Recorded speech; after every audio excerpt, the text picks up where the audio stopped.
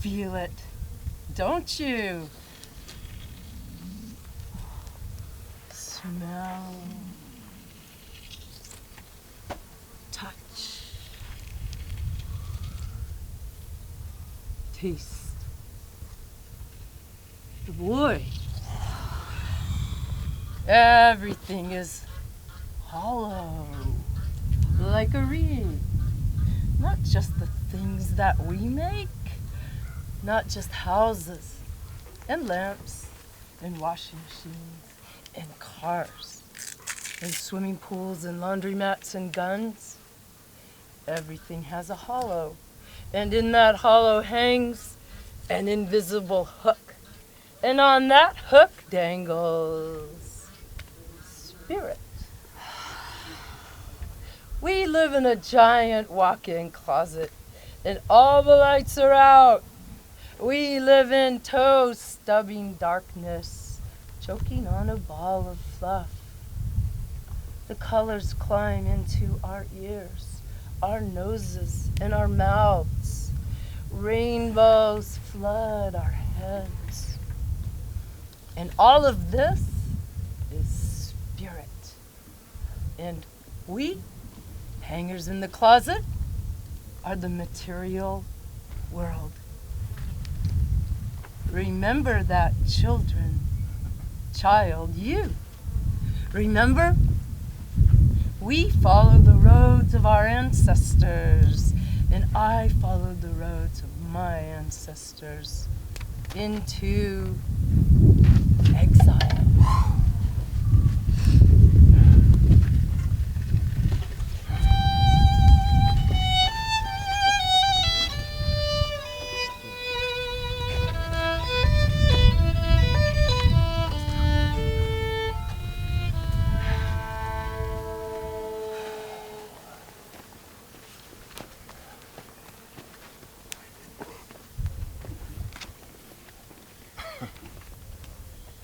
There are no such things as miracles.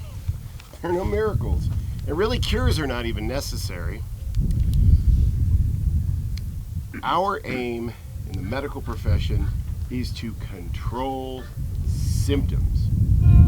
Once a symptom makes itself known, whether it's a fever, a throbbing in your right arm, or a headache, then that symptom must be A, dealt with, and be recorded as an ever-constant possibility. But, Doctor, presumably once an illness is cured, the possibility of further symptoms is dispensed with? Oh, dear me, no.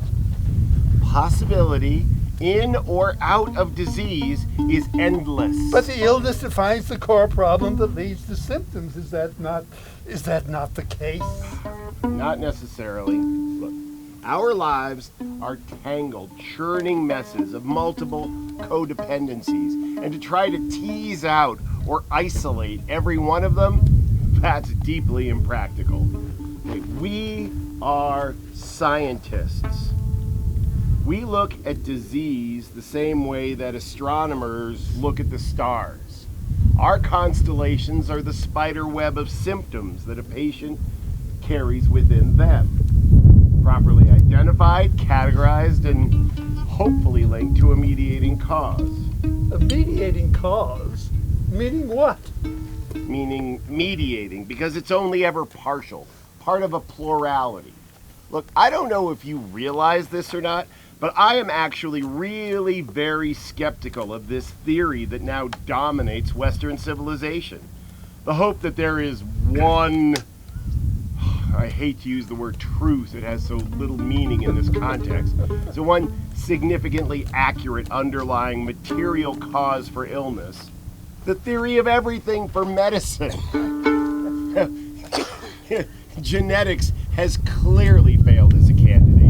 We now know that between the teething beast of potential illness and the voracious symptoms that eat up a man or a woman, or even a small child, there lie dozens, perhaps hundreds of these mediating causes, and these are the mists that float between our stars. These are the bacteria and viruses that we link to fever and fatigue and vomiting, These are the genes that may or may not be activated. These are the lifestyle quirks. And the search for one underlying cause takes researchers their whole lives. And even then... Well, Doctor, do you believe that searching for that underlying cause is helpful in the treatment of chronic illness? Helpful? I do not know. Do I think the search makes sense? Yes, absolutely. Because we are explorers at heart. And as creatures bound to the earth and the terrible secrets therein, we would do ourselves a great disservice if we did not examine closer our shape-shifting bedfellows. Illnesses... Is there any benefit in terms of treatment of seeing illness as a whole rather than as a myriad of separate physical symptoms? Well, it would be useful if it were materially true, as we could just zap diseases as soon as we found that one cause, assuming we could ever learn how to do that. But I maintain that a disease, one that originates as a pathology of the body and not as some overwhelming invasion of hostile bacteria and viruses, this disease is simply a misunderstanding of well-meaning DNA, a mistranslation of possibility. So are you saying that the defendant here may have cured her body of its tendency to interpret itself in a worst-case scenario? Okay, look.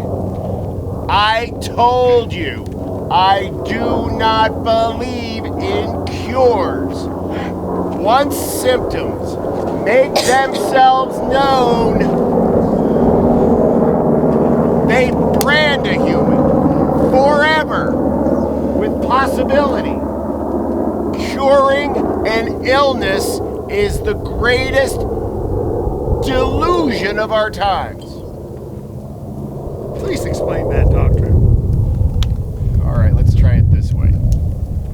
The only cure for potential is death. Now you will say, but doctor, we have cured disease to great effect. But what we have done is we have reversed symptoms, and that is valuable. But we've done so either by poisoning the body or by retranslating the illness to the body itself as a rite of passage. What the Western medical establishment has never done and is not likely to do is retranslate an illness to the unifying human consciousness, this soul, if you will. No further questions. Doctor, you say the possibilities are endless. Is it possible then that my client was cured of systemic lupus erythematosus using ayahuasca, a substance classified by the Drug Enforcement Agency as a Schedule 1 illegal drug?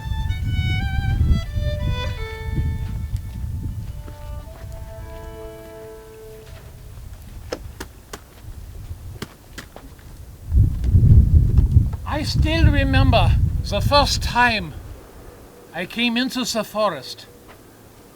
Long time ago. I was only a child.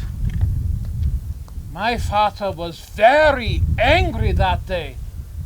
Too much beer. Too many whores.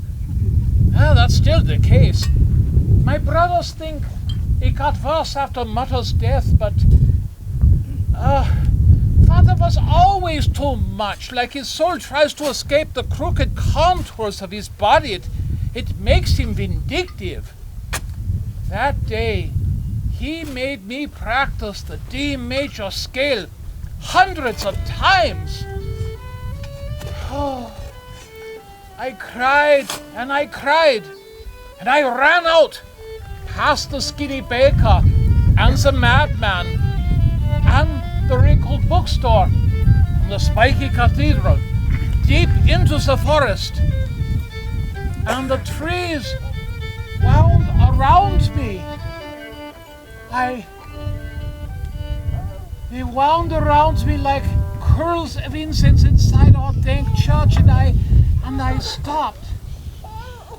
And I sat. And I slept. And in my dreams, a young man came to me. He was young in body, but his soul was old, very old. And he circled me along with the trees and the birds and the stars. And as he drew closer, he brought his face to mine as if he was going to kiss me. Though my eyes were closed, he looked straight into them, and his pupils got bigger and bigger and bigger until they flooded his face. I saw many mysterious flowers bloom and die inside the livingness of those lake eyes. Eyes like that can only hold a body for so long before the world stops making sense. As I retreated, his eyebrows became mountains, became wings of sound, became eyebrows again, hurling blind comets through the universe, chasing their tails. And then he sang.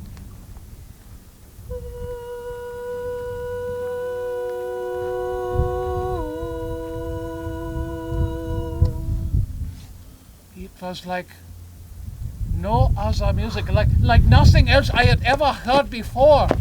And I wanted to listen to it forever, to be able to play or write something even like it.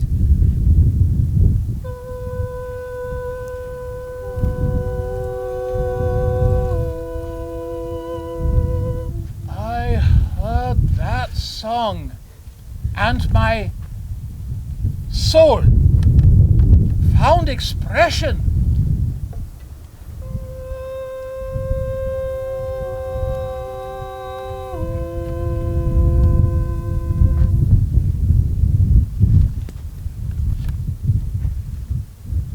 Goodbye, Corolla.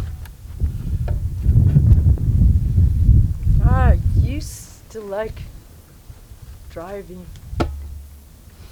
At the hospital, they said it was the mania, but I think it was the road. It changes. It moves. The road is like the trees. They move too. So the road kidnapped me out of my life one day, and I watched it change direction and color as it drove me and slithered right and left and right, and at some point they stopped me. Well, nobody stopped me actually, but with $1 in your pocket and war stomping all over the Middle East like a herd of angry elephants, you're not going anywhere. Not even with the car. Not even with my car. My car was beautiful then. A red Lamborghini Diablo I bought with pure cash. A real estate jackpot. Nothing fake there. No cards, no plastic, no bartering, no bargaining even. I bought that baby for $200,000, and it was the happiest day of my life. Happier than my wedding day. Happier than my divorce day, and my second wedding day, and my second divorce day, and my third wedding day, and my third divorce day. Well, you get the idea. So, that car was the fucking glint in my teeth. So there I was at this gas station. No, not in the middle of nowhere, because nobody is ever in the middle of nowhere. We are hopeful creatures. That's what my teacher told me. The one who inducted me into this shamanic business. He told me later, our spines and the stars are aligned. Each one of us is a compass.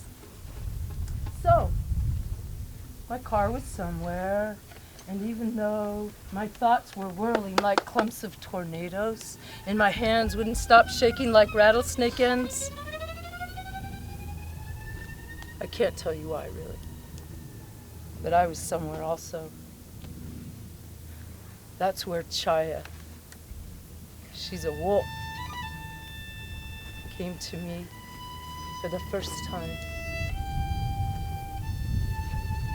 Through that door, the thought and Chaya with it.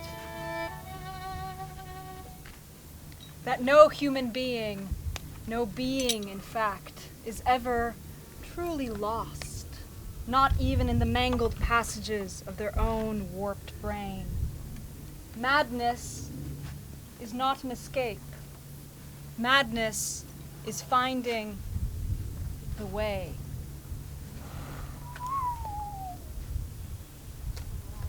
She muttered and whistled in my ear, and I see her furry snout and the kindest eyes you'd ever witness. And the cops come too. Not so much to reassure me. That is most definitely not your car. They tie my hands together, exactly like my first, second, and third wives all did on my wedding day. But she stays with me, and I know she is God because she is everything I am and everything I am not. And What are you crying for? I feel the world around me has changed. I understand now what trees and courts of law have in common. Each one of us, we're all being witnessed intimately, constantly, on an intimate level by everything and everyone in and around us. You will be very soon, from now on, by cameras and nurses. That being monitored and being witnessed are very, very different. Move! They never listen. Listen up. You are sick. Your head isn't screwed on right. So I'm going to let you know right now exactly how this is going to work. First, you're going to meet with a social worker. She's going to try to keep you in the system, but most likely you're going to end up back out on the street or in prison. I would pick the former if I were you. And good luck with that.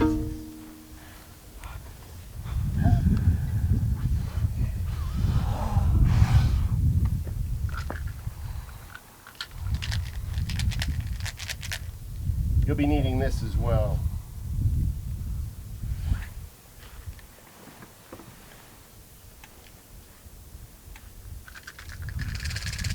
Now, get out!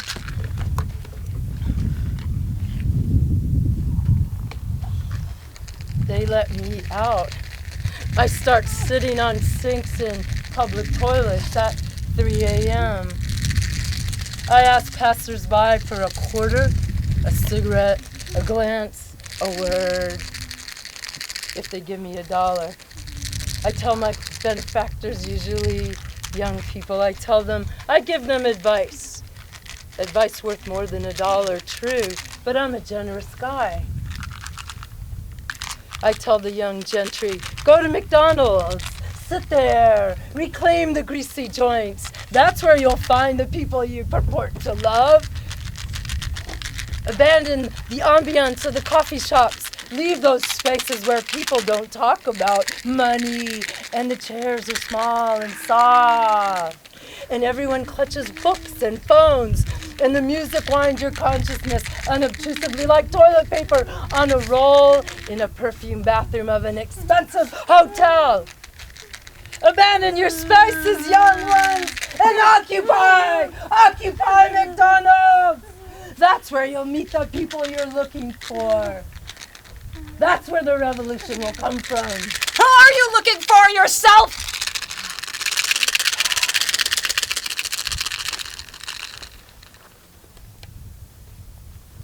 There's a law of nature that says if you say something won't happen, it will. So I try to be careful. I think my life has been so interesting because I've always tended towards statements of sentimental grandiosity. But when you're a sentimental, grandstanding romantic, you can't help but fuck your life into cookie crumbs many, many times. The revolution will be well rested. I'm tired.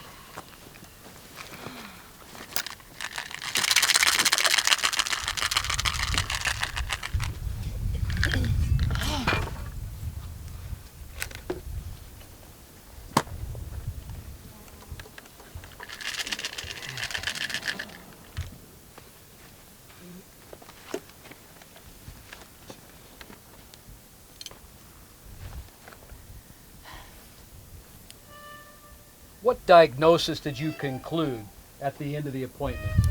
Systemic lupus erythematosus. But I was only reconfirming a diagnosis she had received years before. What is the danger if left untreated? Well, there's really no rule. Lupus, as it is commonly known, shows up in various forms and severity in every case. For this patient, however, what is the danger?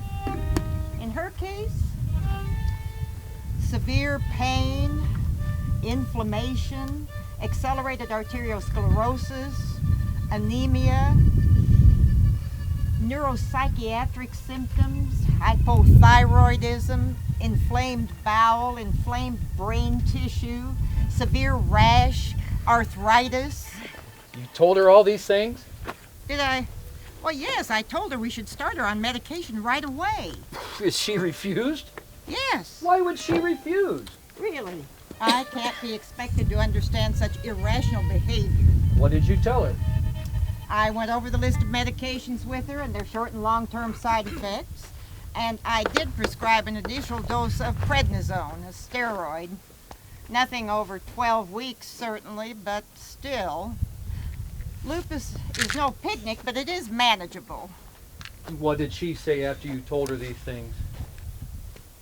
She said, let me remember. She said, "Doctor, you have many patients. You lose one here and there for you, it's okay. But I have only one life.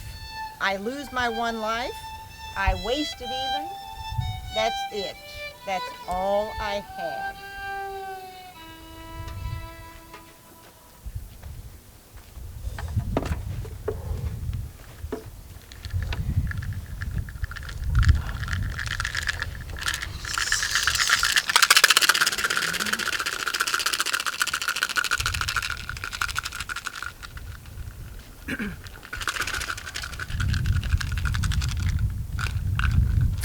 I was fine before.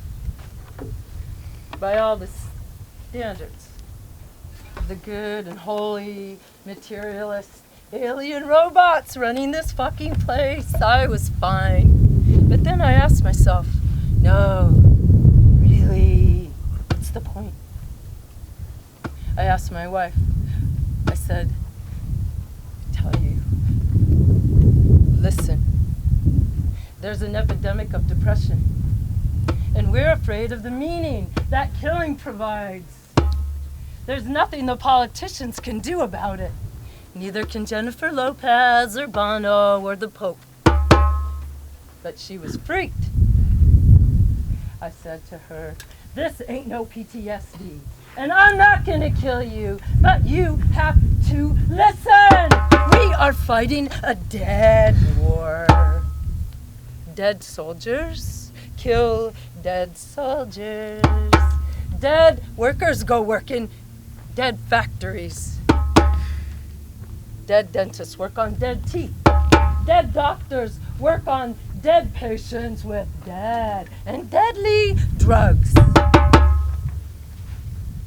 Dead teachers teach dead students dead history. Everyone around me is dead. The whole human world.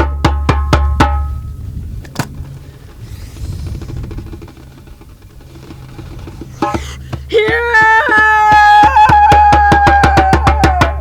a wind of meaning blows through the hole wormed in your own heart. Soft, soft, listen to the whisper of a slightly windy day when the gold of tall grasses glistens in the sun. A wind of meaning whistles when one young woman says to another, I don't feel myself today. The sun pulls at the strings on the corners of my mouth. A wind of meaning howls when a judge stands up and says, I'm sorry. Can you please repeat that? I wasn't paying attention. I was daydreaming about my daughter and the way her hair flies in the wind. A wind of meaning blows through, and its slightest rustle causes eyes to glaze over and people to do things like leave their families and joyride unicycles around the world and join ISIS, because a wind of meaning also blows from hearts that cut heads off. Lo! When billions of hearts are taught not to feel, a wind of meaning scatters them like dry leaves. And when those dead people come alive, and the still dead become frightened, and the newly alive become frightened, a wind of meaning scatters them in new adventures, and sometimes that adventure ends in a severed bloody head rolling around in the sun like a well-loved, well-worn soccer ball. I guess she didn't listen properly, because she left a week later.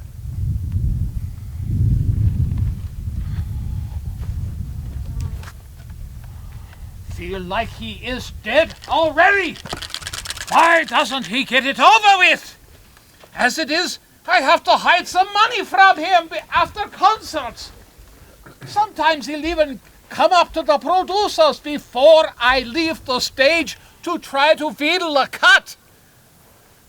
My brothers are terrified when they hear his key scratching at the door like the hand of a witch.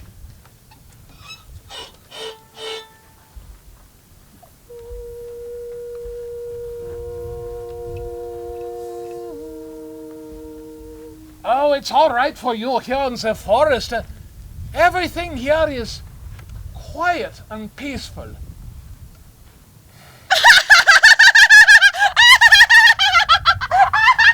All right, yeah. You think we people are so melodramatic. Well, I disagree. I think people are dead. Everyone around me is. Except for the Van Braidings, of course. Herr Van Braiding is a wonderful man. He understands Goethe and Bach. But everyone else. And my father has been a living corpse for as long as I've known him.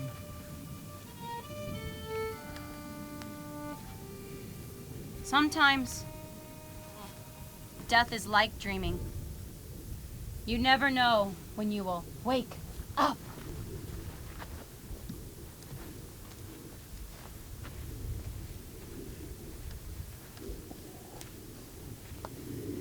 I need to give something. I need something to give. But the world. People are being drained now. People are being flattened. Their life essence is forcibly farted out of them. These people are tired. Sacrifice. Sacrifice always involved rejuvenation. You give something in order to receive. Oh, we're all sacrificing. Something is being kept alive, but it is not us. What are we fueling? Ancestors, what can I give? What is my sacrifice!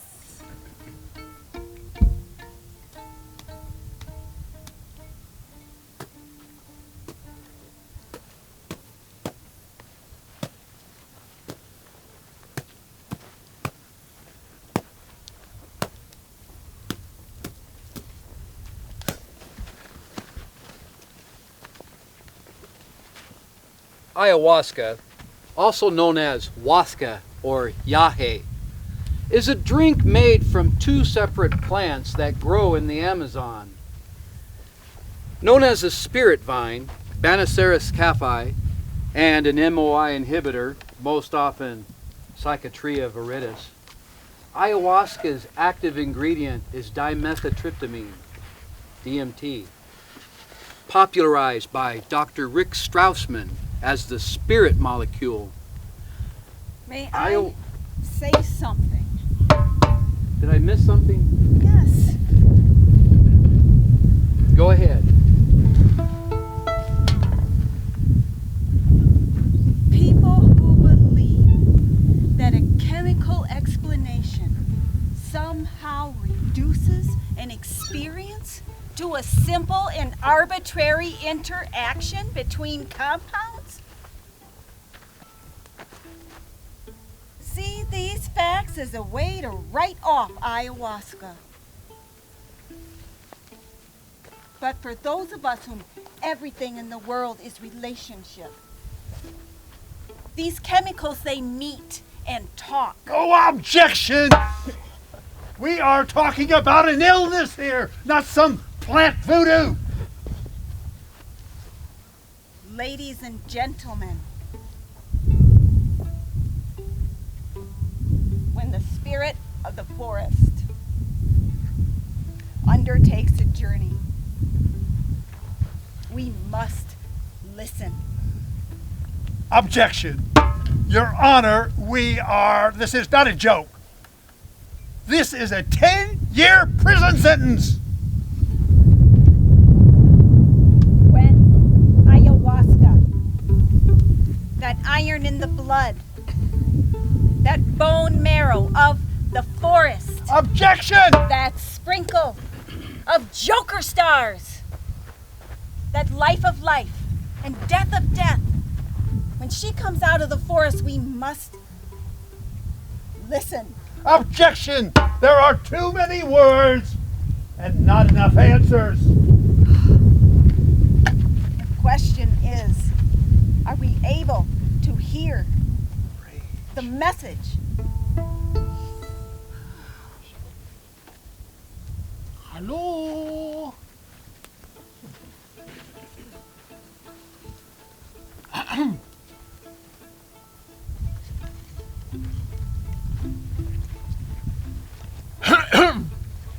You're back.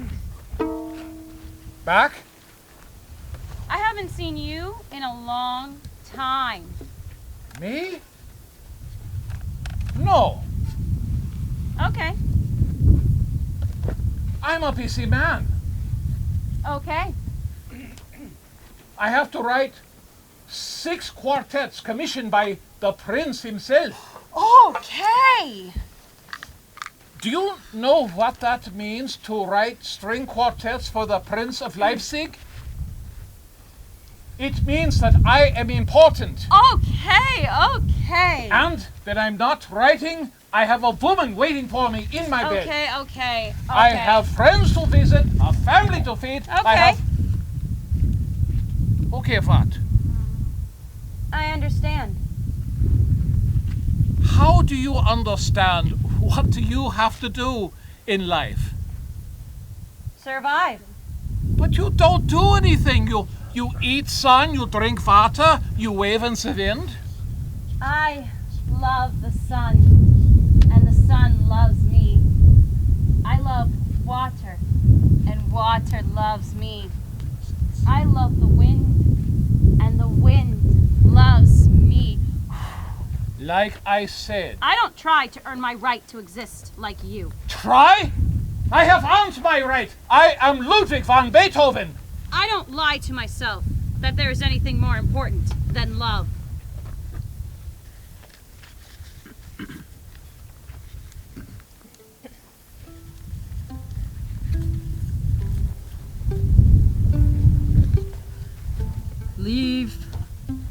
family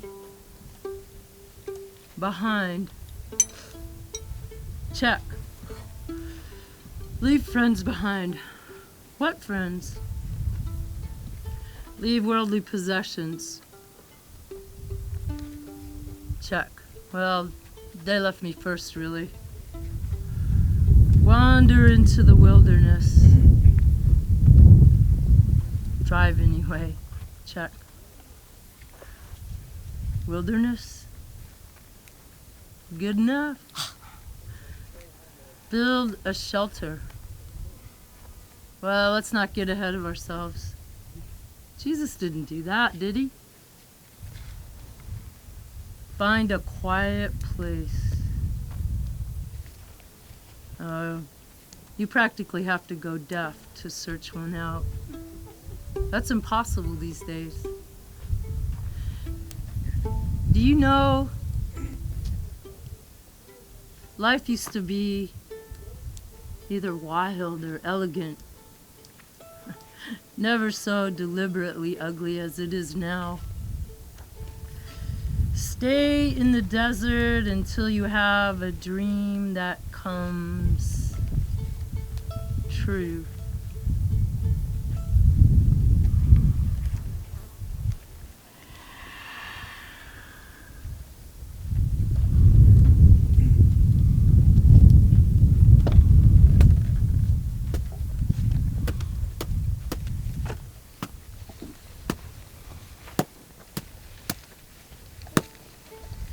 I always tell my students that there is no cure for the common cold.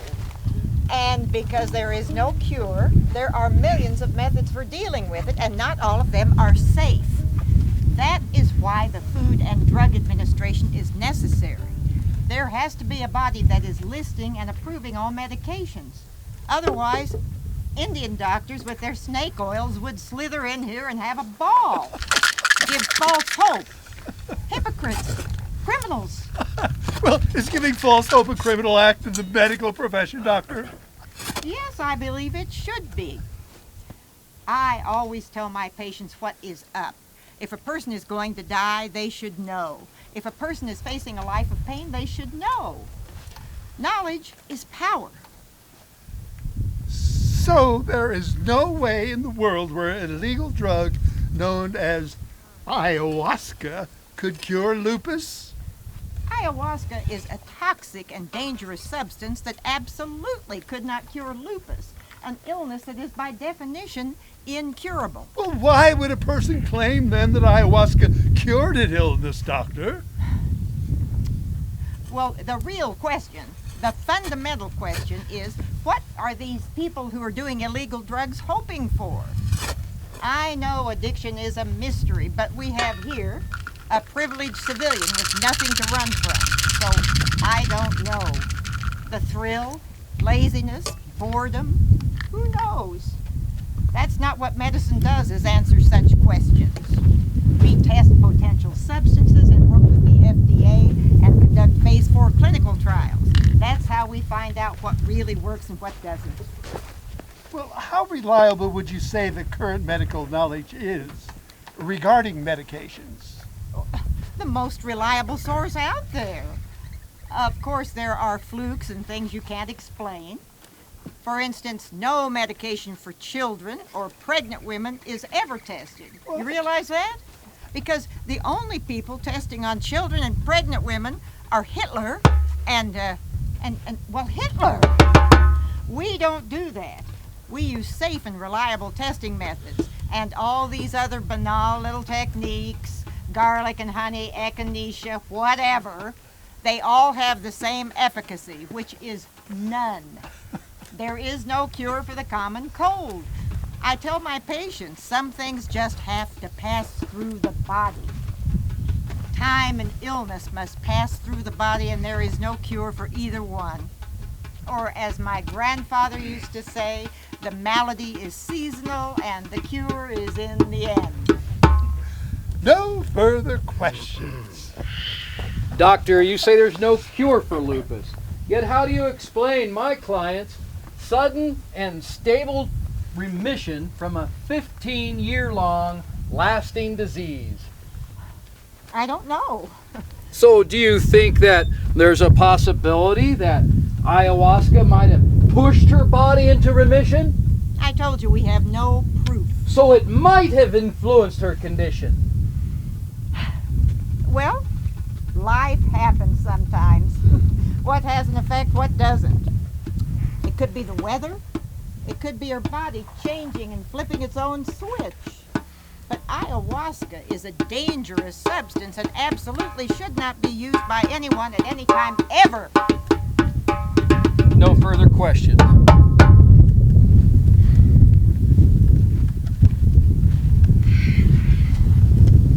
It's bad, it's good, it's terrible, it's good, it's good. Ah! They do not understand my music! Those plebeians! Idiots! Lumpen proletariat! It's not necessary to understand! One needs to hear!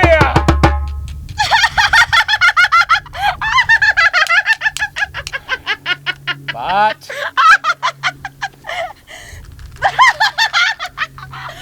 What? Nothing. What is it? It's you. You look so funny. I wish I could laugh. Oh, you do. No. I wish I could put the laughter into my roots and feel them shake the earth.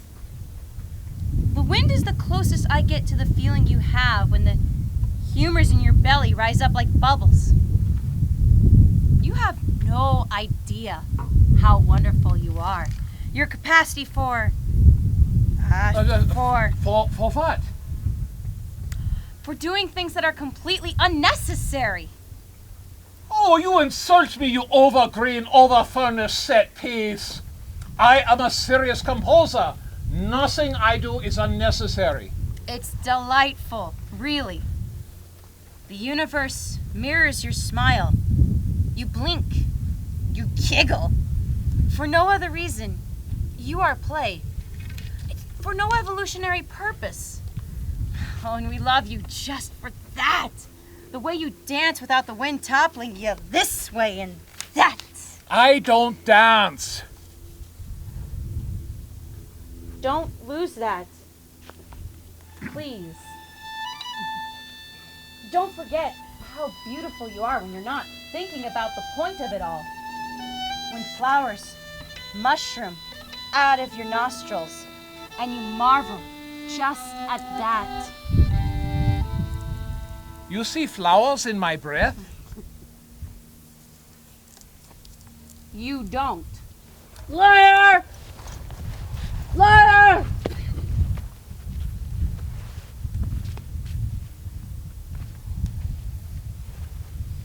Damn, I'm hungry. It's only the first dream. The first one is never the one you're looking for.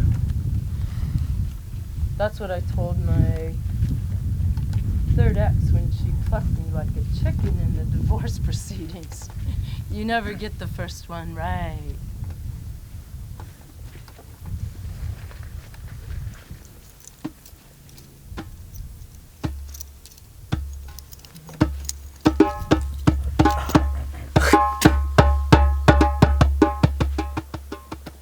I confused my purpose for a long time.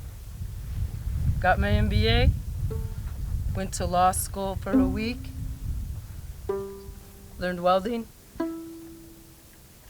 I tried to go to war, but at first they wouldn't let me, considering how fucked up people are when they come back. I was surprised they thought I was too fucked to go. Chaya. She's here somewhere. She usually hangs around, though rarely gives advice. She's the one who howled and said it wasn't my path. She said the spirits made sure I was fucked in the head before I was even born, so I wouldn't get any funny ideas about falling asleep on the job. That's what she calls it. Chaya muttered and whistled in my ear like moon spots at night, revving up into jazz. And I understood that falling to sleep on the job is what a lot of humans do. She said, my Chaya, and Chaya, she said, we already forget everything. We already fucked in the heart before we're born. So falling asleep on the job isn't helping anything. When she said that, I knew I was meant to be a leader of men, because there ain't many of us wide-eyed experiencers of all things human, because it's hard. It's hard not to fall asleep on the job. But a man's gotta eat. And spirits forget sometimes. We live in a capitalist, I drink your blood, you drink mine economy. Spirits forget, but people never do.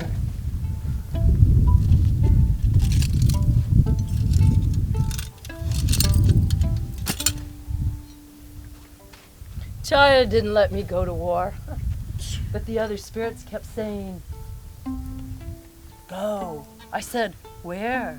I didn't know where. Until one night some dust got caught in my throat, and I coughed and coughed until I cried. Chaya whistled. When Chaya whistles, I know she's telling me to pay attention. And I suddenly understood.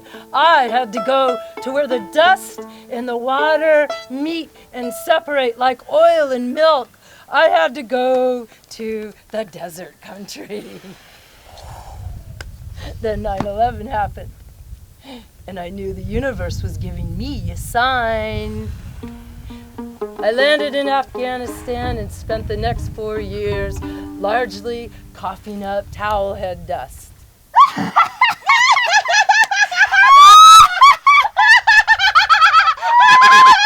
she goes again! Laughing at me! She's got a humor, she does, Chad! Then listen! So, I didn't get it right the first time, but I made it here anyway, didn't I?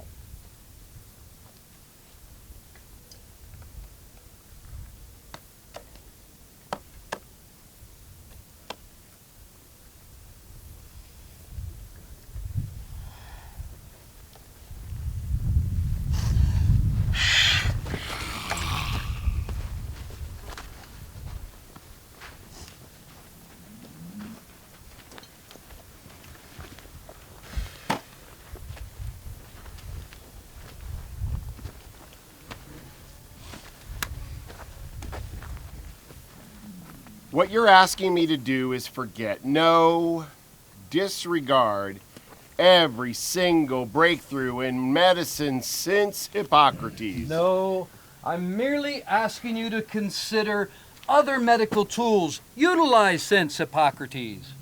Since penicillin, then. Look, we know the body can be sick without the participation of the mind or the soul. Do we?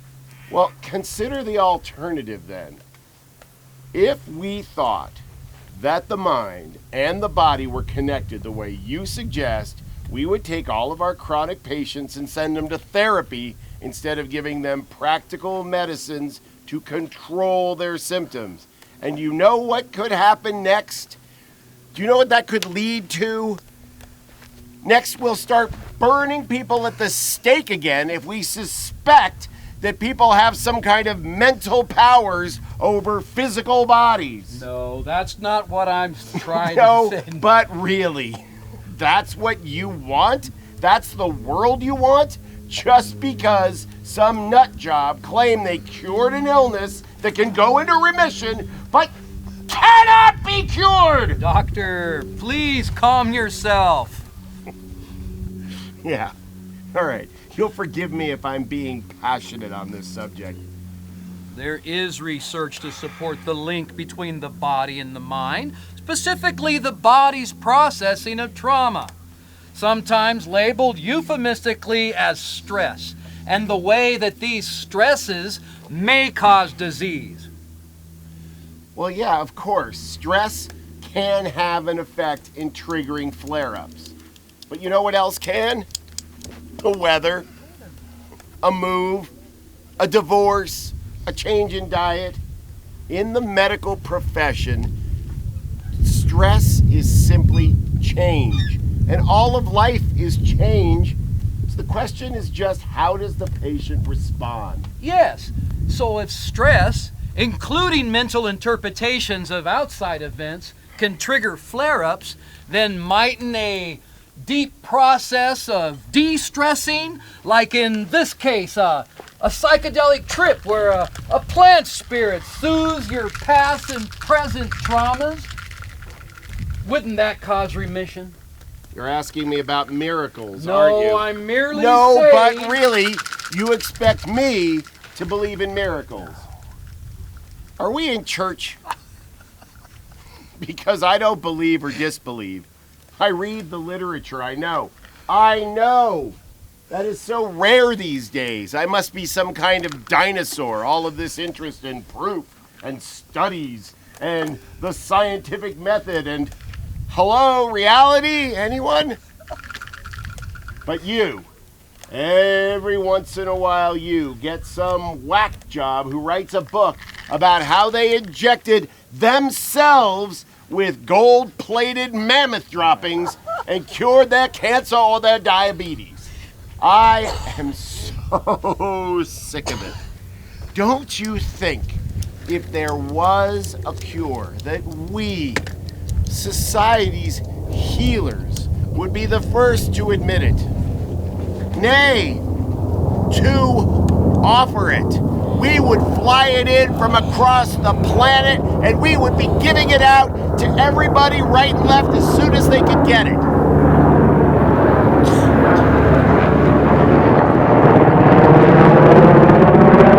Who do you think we are? Monsters?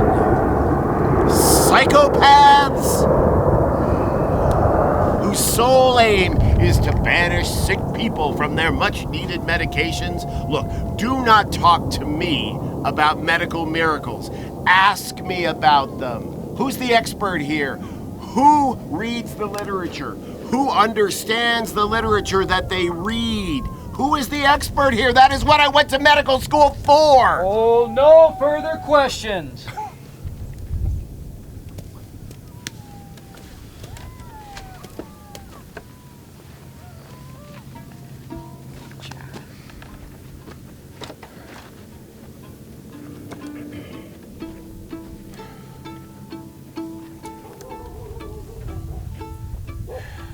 My woman left. Oh. Whoa. Couldn't take it anymore.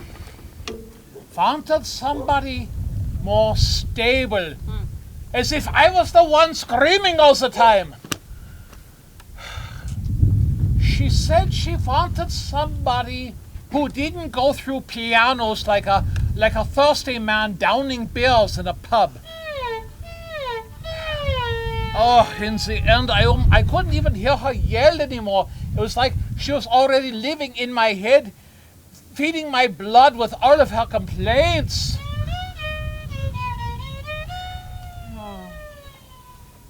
Oh, don't act like you're all full of love.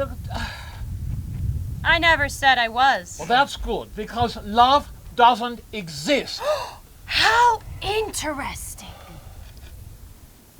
Every Sunday, she would get into her carriage and she would ride over to my place and we would have tea together.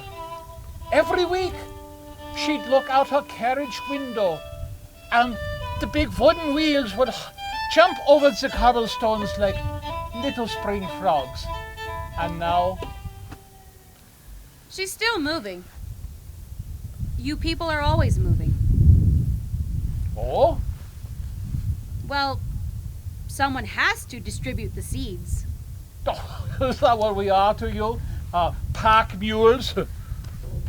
Whoa. I don't know. I think you move more than you say you do. perceptive. Why do you keep yourself veiled? Why do you never talk? What am I doing right now? You move. I've seen you move. You use my You abuse my perceptions to make your point. People always ask the wrong questions. I don't do anything always. I'm sorry. I thought we were friends.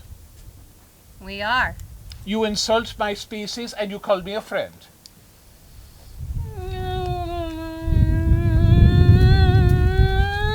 Let me tell you a story. A story about movement. About what it's like to leap across universes, all while having your roots deep, deep, deep in the soft earth. You're human beings, you nuggets of meaning. You roll across the universe like loose wine corks at the bottom of a boat. You think you're steering that boat? You think you know where that boat is going? You think we're not all on that boat together? Great, I'm talking to a tree. I'm sorry. Hey, I'm sorry. I'll write you a sonata. How's that? Huh? A sonata about you. Oh. Your shape, your color. The shape of a lonely tear. A humble candle flame cradling prayers in a church. The petals of flowers. A tear as it rocks to and fro on the end of an eyelash. The shape of a woman's body.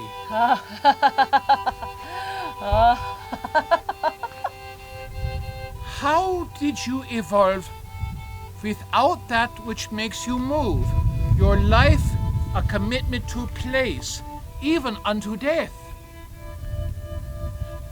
How does it feel to live with the knowledge that some human or animal could come by and destroy you?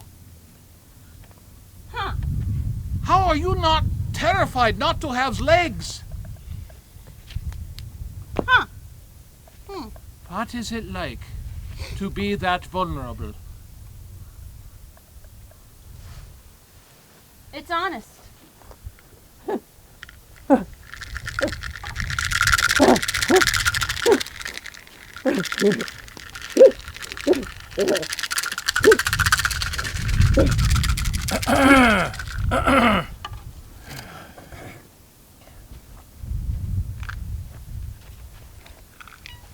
Could you please describe for us your experience living with systemic lupus erythematosus?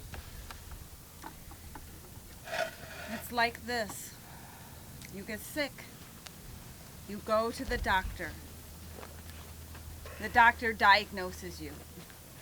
Tells you what's wrong. Gives you powders and chemicals to right your system. Your body is never trained in being your body. Your body is not an expert in itself. Your body seems misguided sometimes. Your body just doesn't get it. Can't stop. Nobody touches your body. A sick body. The plague mentality never left our culture. The plague never left us. The past is never over. It's not even past. You get sick. You go to doctors, and doctors rattle their heads indecipherably. Your body speaks a language that nobody seems to understand. This goes on for years, and years and years. And all the while, you're trying to be a good patient.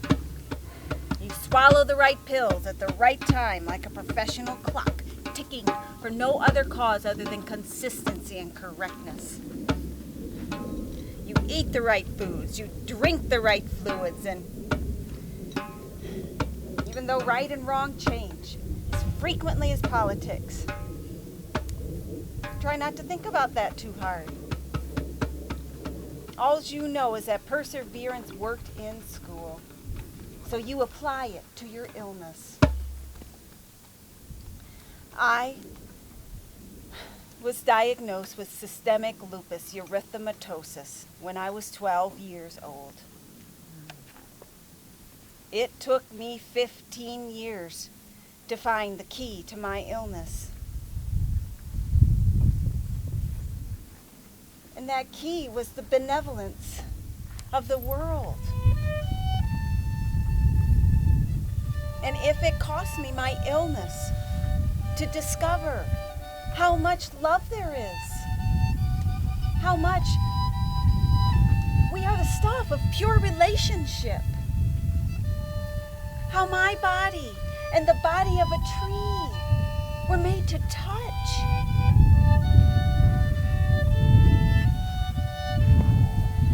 How the livingness of all things impresses upon my soul visions. And so be it. Nobody chooses illness. Illness chooses you. And it's up to you to make relationship.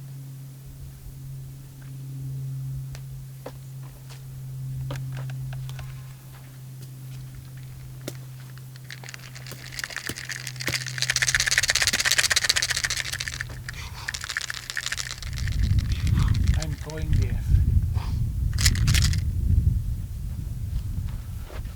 I'm going deaf! You're what? It's not funny. I won't be able to hear music anymore. I'm sorry. I have thought about it. And I think I am going to kill myself. No, listen to me. It's a purely pragmatic decision. Purely pragmatic. It has nothing to do with grief or sadness. It's like somebody told you you can't have any more water. It's not even your decision. You're being killed. You either die slowly or you die quickly.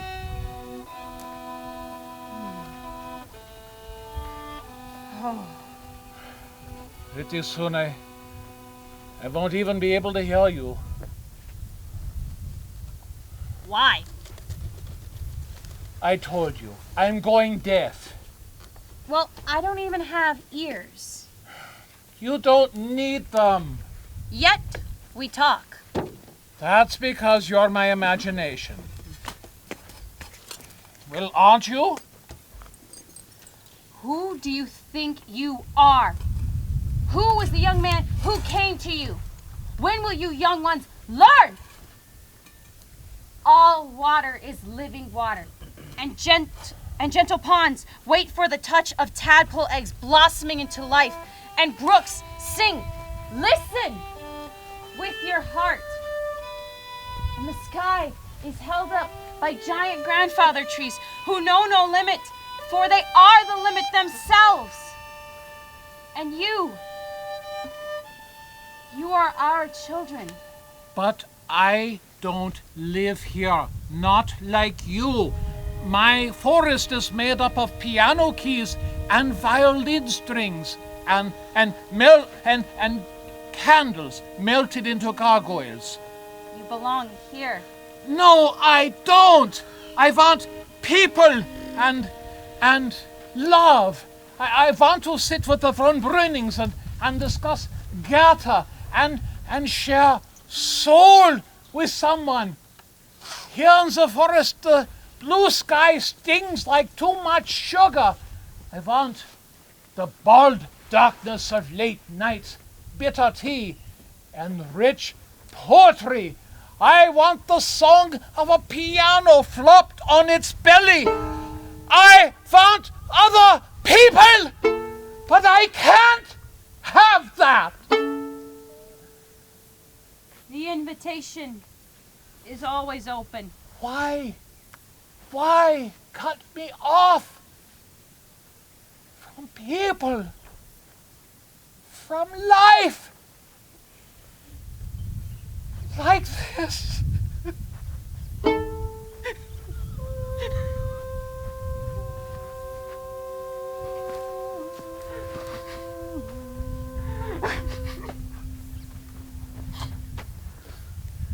Nothing! Nada! Zap! Emptiness! The most boring black hole you could ever bamboozle into a brain!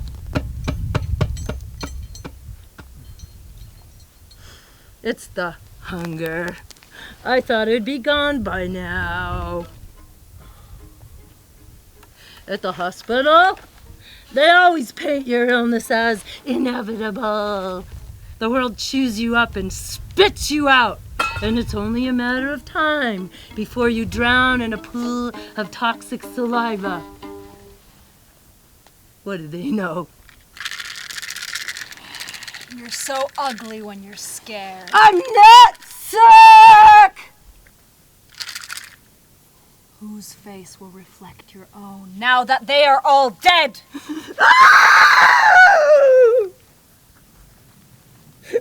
Come get me then.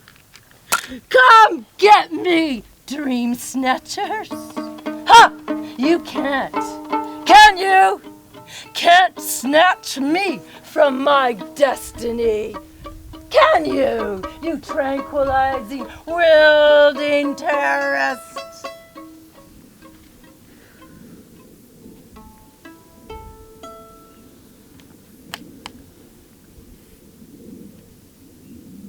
When does a mountain become a mountain? When does the spirit of the mountain wake?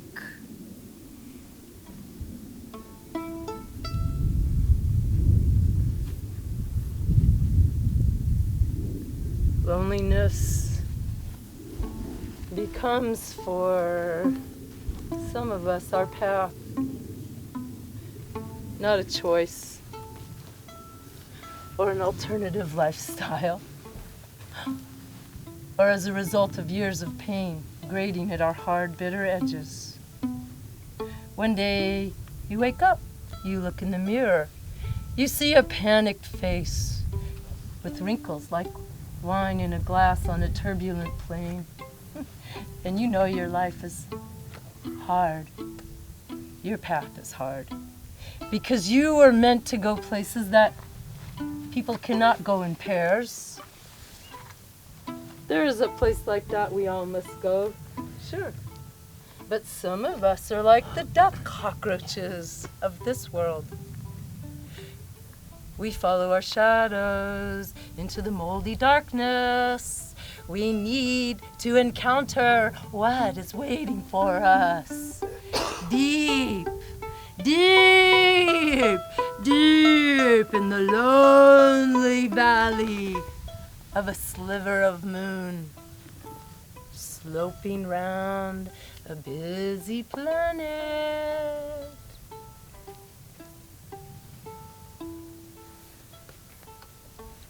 Now I understand my shamanic path. It had nothing to do with power animals. Shamanism came to me through my loneliness, carved out for me like my veins by blood. Now I understand why it had had 3 wives before. I was clinging. I was scared of what I was meant to become. The places we shadow people walk are terrible places, full of suffering. God sends angels. They don't make it. God sends plants, they take root. But when literalism is needed, and it often is, God sends people.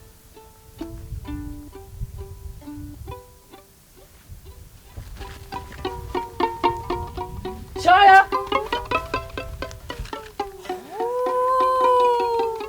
I know what you're trying to do, and I'm telling you, it's not gonna work. Damn it, Chaya. I don't have time for this.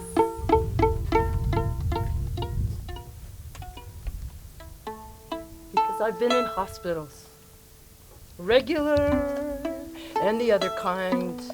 I've been to war. I've been to jail. I've carried my literalism on my sleeve. I don't do how do you do's, it wastes time. I learned that from Katie. She's a woman in a halfway house. She always got right to the point. And the point was, she was losing her kids, and there wasn't anything anyone could do about it, especially because she was already diagnosed. That woman was a walking literalism. Her body, her mind, and her words were layered, connected in a layered cake of sorrow. She didn't try to pretend or read you. That woman understood that any moment we're not living in the truth is a moment wasted. A place of truth can only be achieved by a person standing alone. And even when that place of truth is built between two people, it has to hang between them like a bridge. And those people are always separated by the veracity of its truth and its swinging stability. These days, people think you can walk somewhere by holding hands all the time, like holding hands and facing the same direction, like that does anything. You're protected from what you're supposed to do and who you're supposed to be. It doesn't work. A place of truth built between two people must be done as they face each other, as they experience the space between them. They must realize how alone they are. That's why politics doesn't work. Chaya says, this is why politics doesn't work. All those senators, hand in hand, the Congress, the president and his cabinet, everyone pretending we can stand in a line and face the same direction and get to the places where people need help. We can't. People who need help are usually alone in a small cell. They usually run away when blasted with too much noise. When a wall of smiling, hand-holding people comes to their door. But when I tried to tell people this, they locked me up. Another one of those places you can only get to alone.